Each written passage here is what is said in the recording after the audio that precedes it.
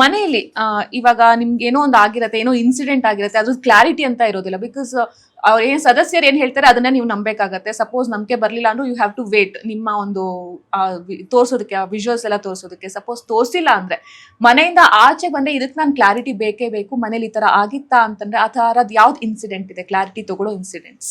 ಯಾವ್ದು ಇಲ್ಲ ಅನ್ಸುತ್ತೆ ಕ್ಲಾರಿಟಿ ತಗೊಳಕ್ಕೆ. ಬಿಕಾಸ್ ನನ್ಗೆ ಆತರ ಎಕ್ಸ್ಪೀರಿಯನ್ಸ್ ಏನು ಆಗಿಲ್ಲ. ಯಾವ್ದೋ ವಿಡಿಯೋ ಬರ್ಲಿ ಅವಾಗ ಗೊತ್ತಾಗುತ್ತೆ ಅನ್ನೋದು ಆತರ ರೀತಿ ಏನೂ ಇರ್ಲಿಲ್ಲ.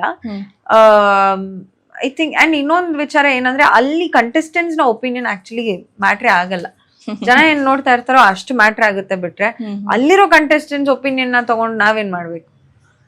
ಬಿಕಾಸ್ ಅವ್ರಿಗೆ ಏನಿದೆಯೋ ಅಲ್ಲಿ ಅಷ್ಟೇ ಗೊತ್ತಿರುತ್ತೆ.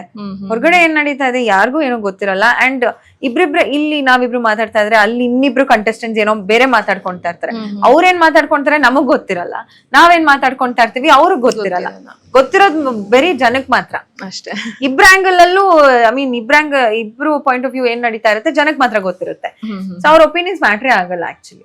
ಸೊ ಈಗ ಮನೇಲಿ ತುಂಬಾ ಚೆನ್ನಾಗಿ ಆಟ ಆಡ್ತಾ ಇರೋದು ಅಂದ್ರೆ ತುಂಬಾ ಹೋಪ್ಸ್ ಕ್ರಿಯೇಟ್ ಮಾಡಿರೋ ಆಟಗಾರರು ಇವರು ಫೈನಲಿಸ್ಟ್ ಆಗೇ ಆಗ್ತಾರೆ ಅಂತಂದ್ರೆ ಅದು ಯಾರಾಗಿರ್ಬೋದು? ತುಂಬಾ ಒಳ್ಳೆ ರೀತಿಯಿಂದ ಆಟ ಆಡ್ತಾ ಇರೋದು. ಐ ಥಿಂಕ್ ಪ್ರಾಮಾಣಿಕವಾಗಿ ಆಟ ಆಡ್ತಾ ಇರೋದು ಅಂದ್ರೆ ಧನ್ರಾಜ್ ಹಾಗೂ ಹನುಮಂತು ಅವರು.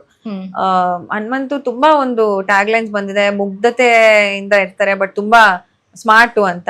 ಒಂದು ವ್ಯಕ್ತಿಯಲ್ಲಿ 2 ಕ್ವಾಲಿಟೀಸ್ ಇದೆ ಅಂತಾನೆ ಹೇಳ್ಬೋದು. So I think Hanumanthu and Dhanraj ಅವ್ರು ತುಂಬಾ ಆನೆಸ್ಟ್ ಆಗಿ ಪ್ರಾಮಾಣಿಕವಾಗಿ ಟಾಸ್ಕ್ನು ಆಡ್ಕೊಂಡು ಅವ್ರ ಫ್ರೆಂಡ್ಶಿಪ್ನು ಮೇಂಟೈನ್ ಮಾಡ್ಕೊಂಡು ಹೋಗ್ತಾ ಇದಾರೆ.